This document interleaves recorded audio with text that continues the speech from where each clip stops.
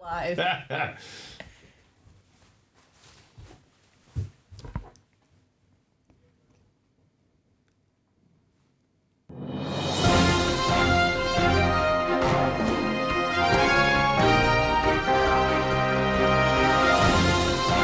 is the United States of Europe with tonight's guest, Emilie van Outeren from Actual Dutch News Media. This week's episode, as always, presented by me, Greg Shapiro, and welcome to the show, folks. Welcome to the United States of Shapiro. Shapiro? Thanks, I got it. The United States of Europe with me, Greg Shapiro, the American Netherlander, giving the EU the respect they deserve by making fun of them, just like anybody else. And this week we are joined by Emilie van Outeren. Hi. Hi. So, thank you for having me. Yes, exactly. I'm like super loud now. I'll just back up a little bit. And so, we were saying you're from the NRC newspaper. Mm-hmm. I was saying news group, but is that... Well, there's two newspapers, the morning edition, NRC Next, and, Yes. And the paper in the afternoon. Yeah. Several websites, and of course, moving into the future, it will be more digital, so I guess you could call it a media group. It's a media group, But the Dutch know it mostly as a newspaper. And which do you write for mostly? Mostly for the afternoon edition, that's NRC Handelsblad. Yeah. But then the stories, when the web... It's becoming more web first. So if it's news, then you talk to the website. If it's an analysis or a larger interview, usually goes into Handelsblad and then sometimes appears in Next as well. We were talking about the differences between, like print journalism. It's all becoming online as well, video journalism, and we'll get to some more of those specifics in just a minute because it is quite relevant, especially with this week's news.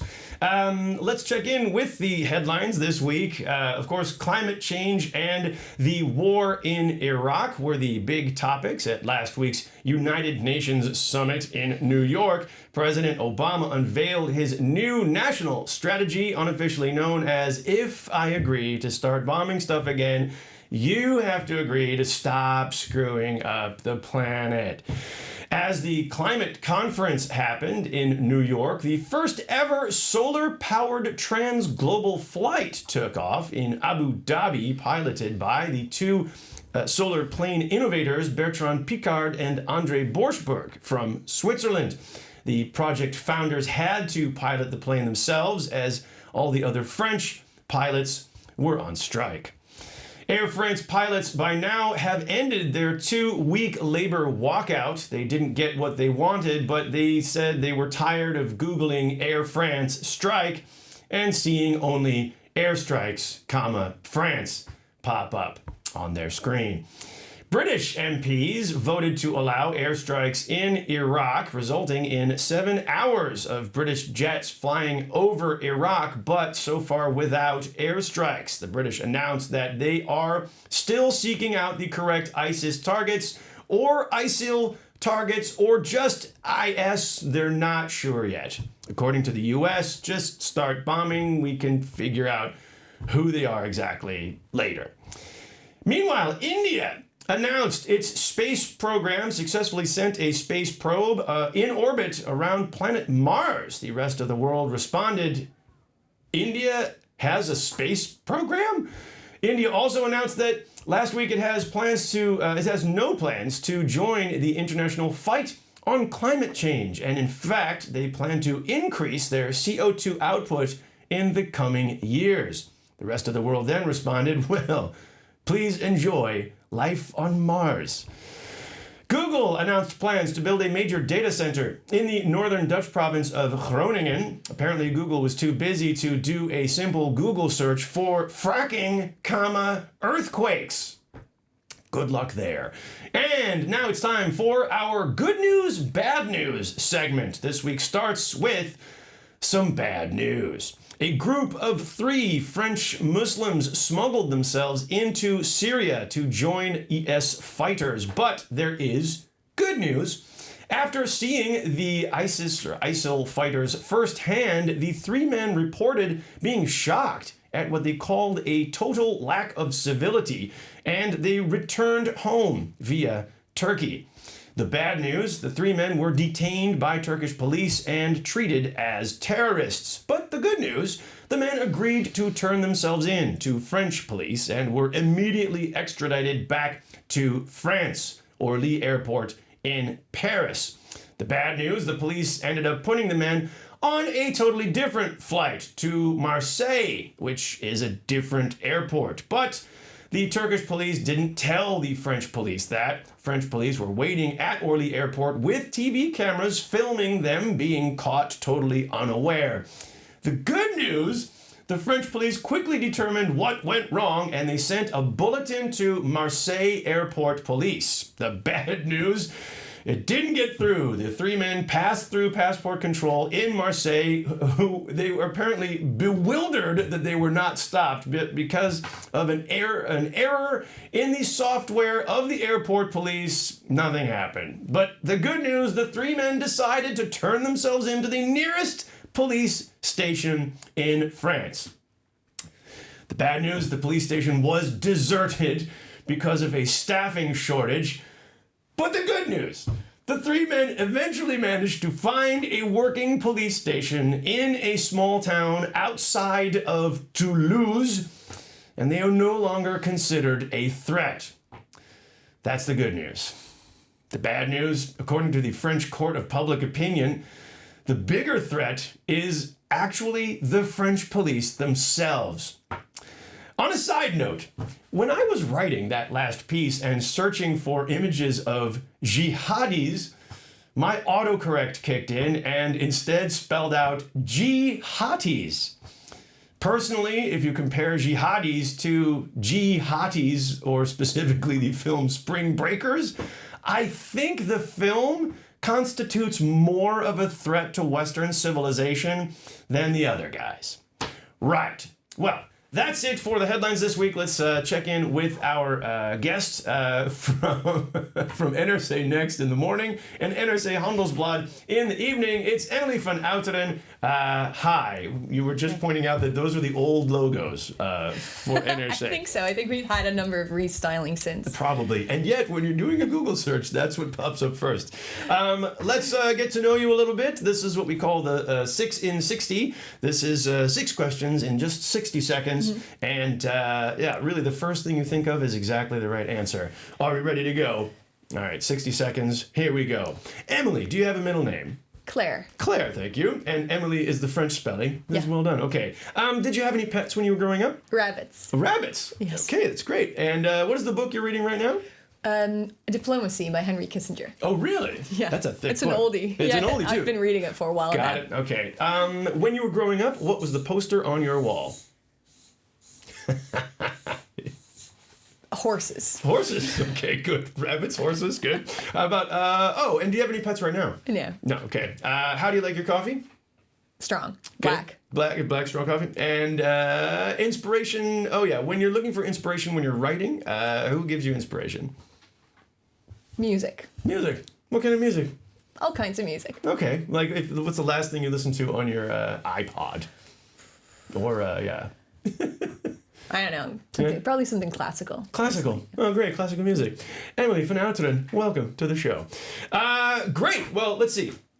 We were talking about a number of European issues and specifically how they translate to, Dutch news. Because you're writing about, you're doing print journalism and writing about Dutch issues. But, as the United States of Europe, I thought this is great because there are a lot of stories happening in Dutch national news right now that actually have it's sort of like this is the front line for a lot of sort of European issues. And I think the big news that you were just writing about is the debate, the Dutch parliamentary debate about the planned deportation of a translator, right? But you can tell me more, perhaps. Yeah, there's like many countries, the Dutch were present in Afghanistan, and they needed translators to help them, interpreters to help them with their work, especially as they were winning hearts and minds. Yeah.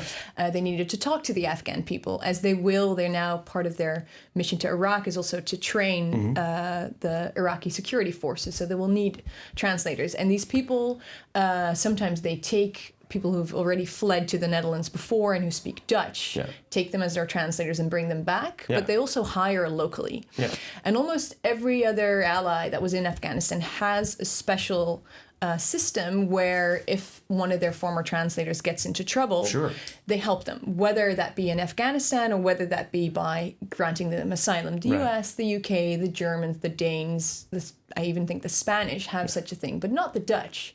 So I stumbled upon this case of an interpreter who worked both for the US and the Netherlands, but via Norway came to the Netherlands. And the Dutch IND, the immigration service, said, we're not even going to look at your case because you were in Norway first, so you go back to Norway. The Norwegians had already, and we don't know all the specifics of that case, decided to extradite him back to Afghanistan. So it was basically a ticket from Amsterdam to Oslo and then straight back to Kabul, where he said he's under threat and his brother was killed. Well, let's get a bit more perspective here. I mean, obviously, there are a lot of translators. I mean, people who helped the U.S. forces, Western forces in Iraq, are definitely being attacked by people calling them traitors or whatever. In Afghanistan, that is also a factor, clearly. Absolutely. And so one might say morally, Europe or whatever, Western countries that were in Afghanistan have a duty to protect these people. Yeah, and that's what the opposition to the government here was saying, that it's not, maybe the procedure, you dealt with the procedure correctly, and technically he should be sent back to Norway. But this rules that we have allow for exceptions in special individual cases. And it is therefore our moral obligation to look at this again. And on Friday, the Deputy Minister for Justice relented, and he said, okay, we will look at it again. And this is interesting, actually. I mean, if I can give you some credit here, because this is a story that was not necessarily being picked up, but you were picking this up, with your newspaper, writing about it, and giving this one case enough attention that actually now you're seeing, a junior minister of justice who is overturning his previous choice. And I mean, they were saying we won't debate this in Parliament. Now they are. And the debate obviously is not just going to be about this man. They're now going to look into his case, see if his story is true, and how much threat he really is under. So this was a big step for him, but also for the general debate. Now that we're in Mali with the Dutch army, going back into Iraq, we need, the opposition feels, and many people feel, we need to have a better system so that people don't fall through the cracks the way this guy almost did. And credit to you for making sure that he did not fall through the cracks.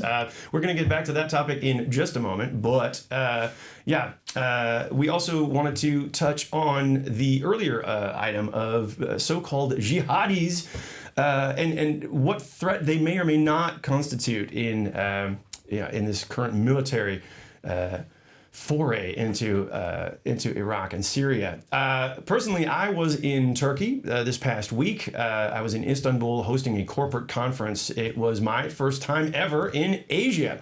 I was at a 5-star hotel, which only had 5 ironing boards for 500 people. The tap water frequently came out brown, and there was a power surge, which apparently came from the grid, knocked out the Wi-Fi, the computers for the conference, and the hotel computer mainframe, so that the electronic key system didn't work and everyone was locked out. So when I asked a question to local Turkish people, I was curious to find out whether they thought that Turkey would be someday part of the EU. And let's find out. Well, actually, I asked a lot of Europeans who were also there at the hotel. Their answer was a resounding no. But let's find out what Turkish people said when I asked them, will Turkey be part of the EU? So, we're in Istanbul. I thought I would ask a real Turkish person. Hi. Hi. Do you think Turkey is ever going to be part of the European Union? Turkey in Europe? Oh, yeah. Yes or no? Yes. Yes? Okay. Yes. All right. Do you think of, do you go to Europe a lot? Yes. Okay.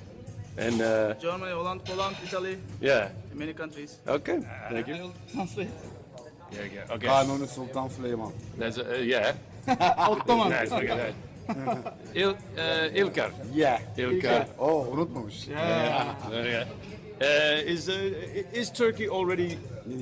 Turkey is Europe already, right? Istanbul is Europe. Yeah. Türkiye, İstanbul Avrupa'da mı diyor yani? Evet, Avrupa'da. Evet, Avrupa'da. Çoğunluğu Avrupa'da. Yes. Yeah, yes. Yes. Okay. And does Turkey want to be part of European Union? Türkiye Avrupa'nın bir parçası olmak istiyor mu diyor? Evet. Evet. Yes de. Okay. Yeah. We're here talking to Vatican, right? Yeah. Yes. From Istanbul. Or where are you from? I am from Turkey, Turkey. Istanbul. And do you think Turkey will someday be part of the European Union? Sorry? European Union. Is Turkey one day becoming European? Türkiye Avrupa Birliği'ne girecek mi? İstiyor musunuz? May I want? Yes. Oh yes. Yes. Okay. Maybe I want. Okay. Good. Thank you. Hey. So, what is your opinion on Turkey being part of the EU? Will it ever happen? No, No. And that's not a bad thing. that's not a bad thing. Okay. Turkey should stay where they are. Yeah. Yeah, You said Turkey is growing pretty fast. grow. Yeah, economy is growing. And do you think it might come to the point where instead of saying, no, we don't want Turkey, maybe the EU says, hey, Turkey, bring some of that growth over here. Then we should say no. Thank you. They kept us waiting for years, so Play hard to get. All right. And that was me in Turkey. I had to get on the airplane before I could find a differing opinion.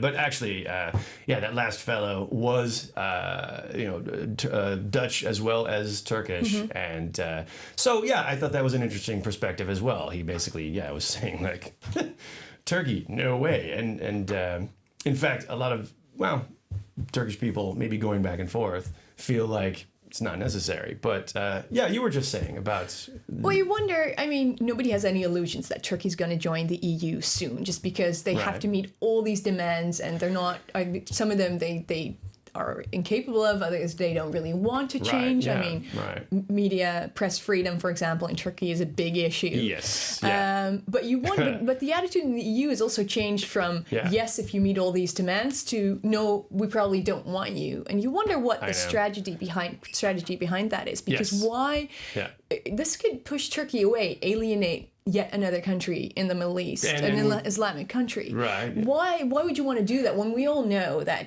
no, they're not going to join anytime soon, but we still want them to be our friends? Hopefully ally, perhaps in this, we just mentioned the Turkish police. If you're going to deport someone, who's trying to turn themselves in, who went to, fight and said, no, this is crazy, I'm going back. Maybe could you at least tell us, the airport you're sending these guys to.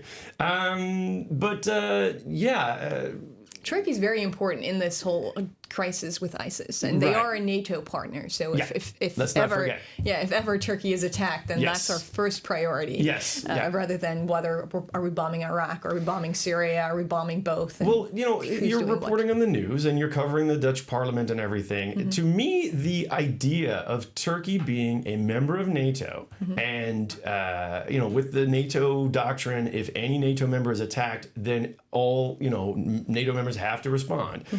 There's a very real danger of at least a humanitarian crisis, refugee crisis, of some of this fighting going across the border.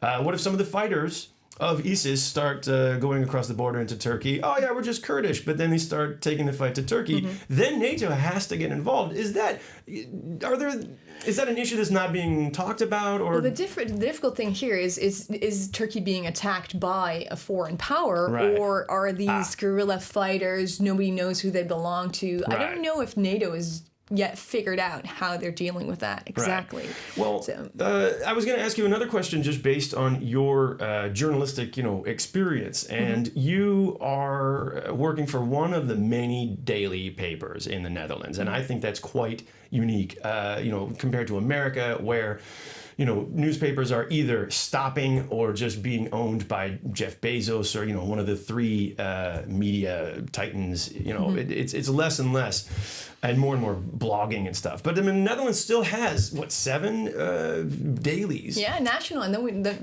with the size of this country and also a lot of regional, local papers that still struggle, but it still exists. They still exist. And so, you're reporting for basically, I was saying, if any newspaper would use the sort of New York Times, all the news that's fit to print, the paper of record. I think that's the NRC. That's the NRC Handelsblad, where you normally report. So do you feel a duty and obligation to report things in a special way, very well documented, less sensationalistic? What kind of editorial control do you get? Well, first of all, I mean, you have to get the facts straight, but there's no such thing as complete objectivity. So just by the choices of the subjects that we cover, we sort of show you what we care and do not care about. And obviously this new bombing of Iraq, the Dutch are not participating in the Syrian bombings, but is very important. And we need to get each and every detail of it. We saw with Iraq in 2003, the Dutch gave political support to this U.S. invasion, not knowing at the time what kind of mess that created. And we're still talking about the fallout of that today. So it's very important for us to document now what's going on, who's pulling the strings, who's making the decisions, so that no matter how this war develops, we can go back and keep track of how that is going. Well, I have to take this to a more, personal and perhaps also a more European issue. I mean, Europeans seem to feel personally threatened by these videos of Western journalists being killed, beheaded. And yet, arguably, it has been said, what actual threat does that constitute for everyday life? Now, there are U.S. politicians saying, well, they're going to sneak across the border any moment. But that's relatively unrealistic. However, maybe it is realistic that there are jihad followers who will fly, from the Netherlands, for example, from Paris, join the fight over there, and then, yes or no, they may come back and bring the fight back over here. You've been covering that. There's a lot of ifs there, of course. I mean, if they come back and if they then still feel that they need to change the world, then yes. But first of all, ISIS, when it started, for a long time, we didn't really notice it so much because it was like Assad just killing their own people. But then there was this influx of Westerners, and it's those people, as we've seen in the videos of the journalists being beheaded, that are killing Westerners there and are threatening to come back here. And I think that is a threat that should be taken seriously. Okay, but that is a key word, threatening. And that's when we started talking about the role of objective journalism. And we've seen some sensational journalism that makes people want to think that the more angry they get over there, they're going to get angrier and come over here.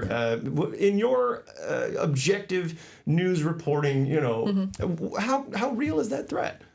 I cannot tell how real that threat is, but it's very important. Objectively but it's reported, very but it's very important to not just look at the people who travel there and come back, but to look at the people here, the communities that feel sympathy towards this, or the families that have a son or even a daughter that wants to go there. And do you talk to these people or do you arrest these people? And it's different, I think, in different European countries also, and even in different local governments here. We saw a couple of weeks ago that one family or two families were arrested in one municipality, and the municipality next door basically almost helped them travel out to Syria. So doesn't seem to be like a collective effort to make sure that these people don't become more radical than they might already be. And that's if they do come back, it's not said that they will plan terrorist attacks. But we've even seen. But how do you treat it when they come back? Do you is arrest, is taking their passport away? Are those the best ways? Is that legal, by the way? I mean, but that's an interesting debate. Was in Parliament a couple of weeks ago. The Christian Democratic Party wants us to strip these people of their nationality, which apparently you can only do if they fight for Right. foreign power. Right. So the right-wing Liberal Party VVD said, well, then first we need to acknowledge that ISIS is a state, and then we can strip them of their nationality. Probably not the way to go. So that's still up for debate here. Passports can be revoked, but they can also appeal that decision. So it's, okay. Well, we're closing a little bit here and trying to talk about, again, more of a European perspective. We talked about Turkey joining the EU. We talked about maybe trying to move toward a unified deportation or refugee policy. But we touched on that a little bit before the interview here.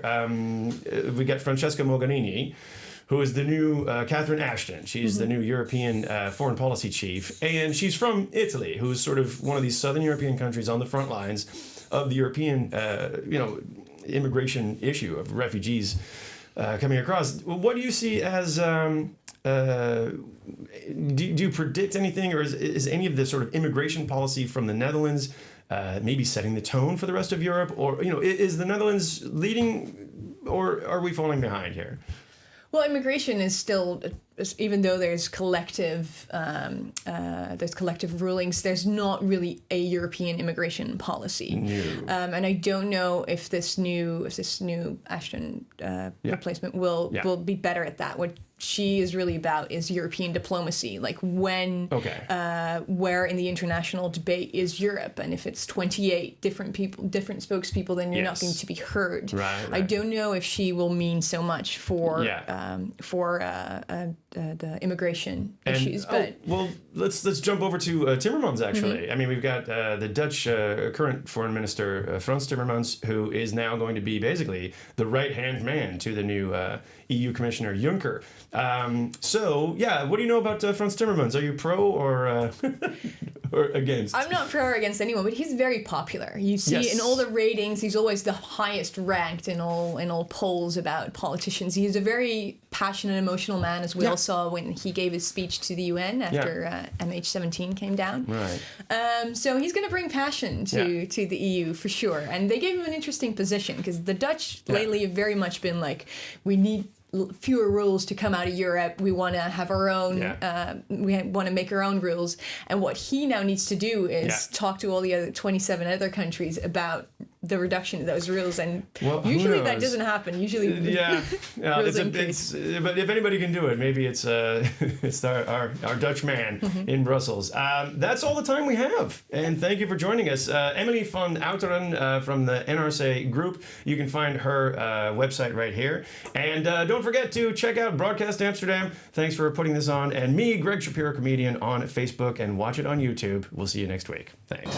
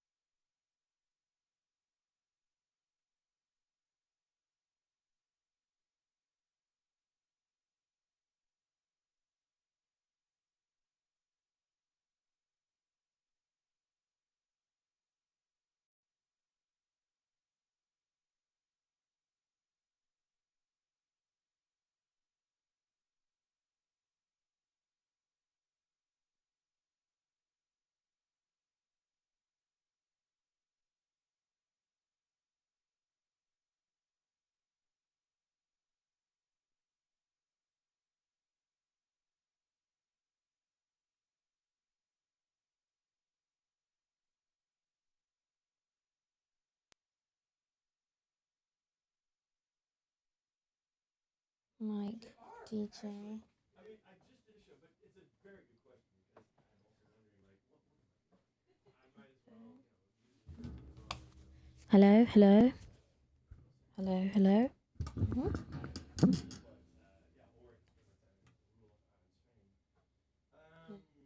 it's nearby, it's nice, I get to sleep at home. But yeah, that's why it's nice with these tours.